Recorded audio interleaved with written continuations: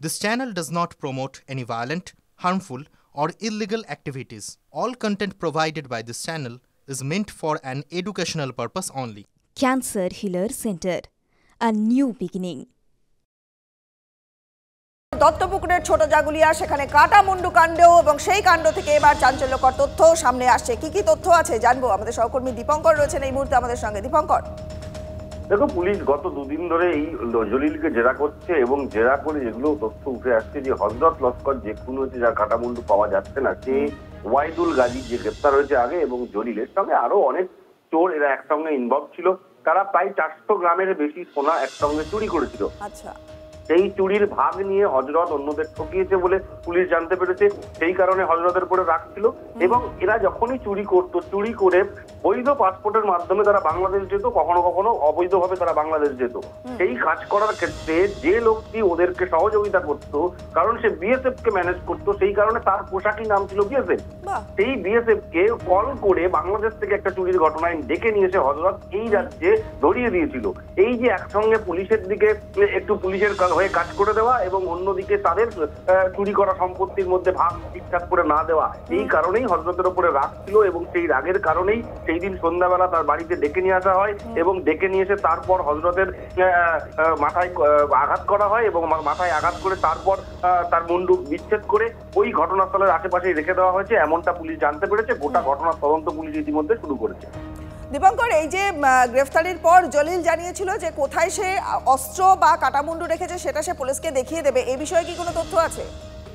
দেখো, প্রাথমিকভাবে মনে করা হয়েছিল যে আজকে পুলিশ কাটামুন্ডুর কোথায় আছে সে ব্যাপারে উদ্ধার করবে, কিন্তু এখনো পর্যন্ত পুলিশের তরফে স্পষ্ট করে বলা হয়নি আজকে আদতেও তারা কাটামুন্ডুর তল্লাশিতে বেরোবেন কিনা, বা বেরোলে কখন বেরোবেন সেটা এখনো স্পষ্ট করা হয়নি। অর্থাৎ এই হত্যাকাণ্ডের পেছনে মোটামুটি জানা যাচ্ছে যে সোনা, সেই সোনার ভাগ বাটোয়ারা নিয়ে নিজেদের মধ্যে ঝামেলা বিবাদ, এবং এর ফলে এই হত্যাকাণ্ড। অনেক ধন্যবাদ দীপঙ্কর, তোমায় নজর রাখো। আসুন পরের খবরে নজর রাখি। রেলের জমি থেকে উচ্ছেদ করতে এলে বটি কাটারি দিয়ে মারুন, নিদান দিয়ে বিতর্কে চুঁচুড়ার তৃণমূল বিধায়ক অসিত মজুমদার। গতকাল ব্যান্ডেলের লোকপাড়ায় পরিত্যক্ত রেলের কোয়ার্টার ভাঙার কাজ শুরু হয়। খবর পেয়ে দলের কর্মী স্থানীয় পঞ্চায়েত প্রধানকে নিয়ে এলাকায় পৌঁছান বিধায়ক। বাসিন্দাদের বলেন যে ভাঙতে এলে বটি কাটারি নিয়ে তাড়া করুন, মেরে তাড়িয়ে দিন।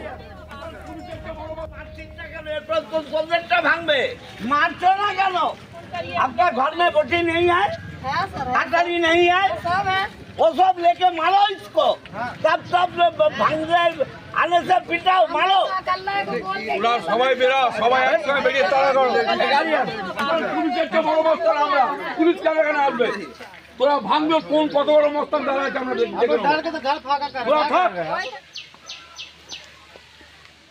অমৃত ভারত প্রকল্পে ব্যান্ডেল স্টেশন সম্প্রসারণের কাজ শুরু হয়েছে, এবং সেই কারণেই আমবাগান, লোকপাড়া সহ ব্যান্ডেল স্টেশনের আশেপাশের অনেক পরিত্যক্ত কোয়ার্টার উচ্ছেদের নোটিশ ঝোলানো হয়েছিল। 40-45 বছর ধরে আছে, তাদের তাড়াতে গেলে বাড়ির কুকুর তাড়ানো যায় না, বাড়ির কুকুর তাড়ানো যায় না, একটা ভাড়াকে উচ্ছেদ করা যায় না, আর এইভাবে উচ্ছেদ করে দেবে। মারতে বলেছি, ঠিক করেছি। তো কি চাইছেন এখন, আপনি কি চাইছেন? রেলকে এদের পুনর্বাসন দিতে হবে। শুনুন, আমার দলের যদি কেউ থাকে, আমি যদি খবর পাই তৃণমূল কংগ্রেসে কোনো কাজে তাকে রাখবো না, রাখবো না, রাখবো না। দাদা আছে, দাদারা আছে, দাদাগিরি এখানে চলবে না।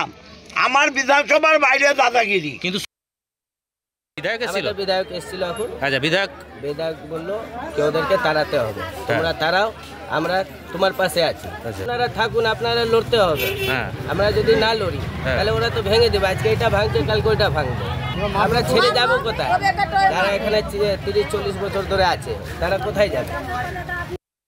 আজকে তৃণমূল বিধায়ক যেটা এখানে গিয়ে করেছে সেটা কখনোই কাম্য নয় একজন জনপ্রতিনিধি হয়ে। রাজ্য সরকারের বহু জায়গা আছে যে সকল জায়গাগুলোয় না তো হয় কারখানা, না হয় চাষবাস, সুতরাং এই মানুষগুলোকে সেই জায়গাগুলোতে নিয়ে গিয়ে বসতি দিতেই পারে রাজ্য সরকার। তা না করে যারা আজকে এই উচ্ছেদ করতে এসছে তাদের উপর আমাদের চুঁচুড়ার বিধায়ক চড়াও হচ্ছে, এক প্রকার আইন হাতে তুলে নিচ্ছে, যেটা একটা বিধায়কের কাছ থেকে কখনোই আশা করা যায় না।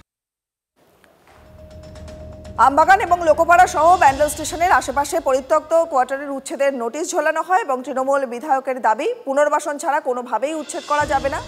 বিজেপি হুগলি সাংগঠনিক জেলা সাধারণ সম্পাদক সুরেশ সাউ তিনি বলেন যে যেসব কোয়ার্টারে রেলের কেউ থাকে না তাদের সরে যেতে বলা হয়েছে।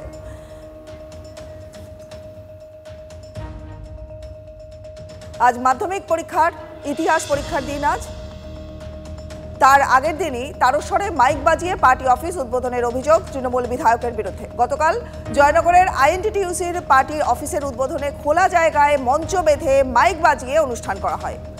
বারুইপুর হাই স্কুলের শিক্ষক তথা জয়নগরের বিধায়ক বিশ্বনাথ দাস জয়নগরের 1 নম্বর ব্লকের তৃণমূলের সমস্ত শাখা সংগঠনের সভাপতি এবং অঞ্চল নেতৃত্ব ছিলেন সেই অনুষ্ঠানে। যদিও বিধায়কের দাবি যে তিনি খোলা জায়গায় কোনো অনুষ্ঠান করেননি। তারস্বরে মাইক বাজানো, এখন কিন্তু মাইক বাজানোর নিষেধ আছে, কোর্টের নির্দেশ। মাধ্যমিক পরীক্ষা চলছে, সেখানকার মধ্যমণিকে শিক্ষক বিধায়ক, জয়নগরের বিধায়ক, তিনি পেশায় শিক্ষক। শাসক দল বলে তাদের কাছে তাদের কি 7 খুন মাপ, পুলিশ তাদের বিরুদ্ধে কোনো ব্যবস্থা নেবে না। বিধায়ক নিজে শিক্ষক হয়ে এই কাজটা কি করে করতে পারলেন তা কিন্তু আমাদের বিস্মিত করেছে। তৃণমূল মাধ্যমিক পরীক্ষা চললো, তাদের একটা ছাত্রছাত্রী তার জীবনের প্রথম বড় পরীক্ষা, তাতে তাদের কি যায় আসে? ওরা কোথা থেকে কাটমানি তুলবে, কোথা থেকে তোলা তুলবে, কীভাবে চুরি করবে, এই তো ওদের ভাবনা চিন্তা যাদের মাথায় থাকে। তাদের মাথাতে আর মাধ্যমিক পরীক্ষা, উচ্চ মাধ্যমিক পরীক্ষা, কোনো পরীক্ষারই কোনো ভ্যালু থাকে না। মাইক বাজাইনি তো আমরা ওই ইনডোরে একটা ছোট করে বক্স দিয়ে ওটা চলেছে, কোনো মাইক চলেনি। আমরা সংক্ষিপ্ত 35-40 মিনিটের একটা প্রোগ্রাম করেছি ছোট্ট করে বক্স দিয়ে, যাতে যে কজন দোকানদাররা উপস্থিত ছিল তারা যাতে শুনতে পায় সেইটুকু করে ব্যবস্থাটা আমরা ছেড়ে দিয়েছি। আমাদের দল এটা সমর্থন করে না যে এই মাধ্যমিক পরীক্ষার সময় তারস্বরে মাইক বাজিয়ে এরকম কোনো প্রোগ্রাম দল সমর্থন করে না। কিন্তু যিনি করেছেন তিনি বলতে পারবেন কেন করেছেন, একজন শিক্ষক হিসাবে তার কাছেই প্রশ্ন করলে ভালো হবে। এটা আমরা অত্যন্ত নিন্দা জানাই, ধিক্কার জানাই, আর দল নিশ্চিতভাবে এটাকে কখনোই সমর্থন করে না।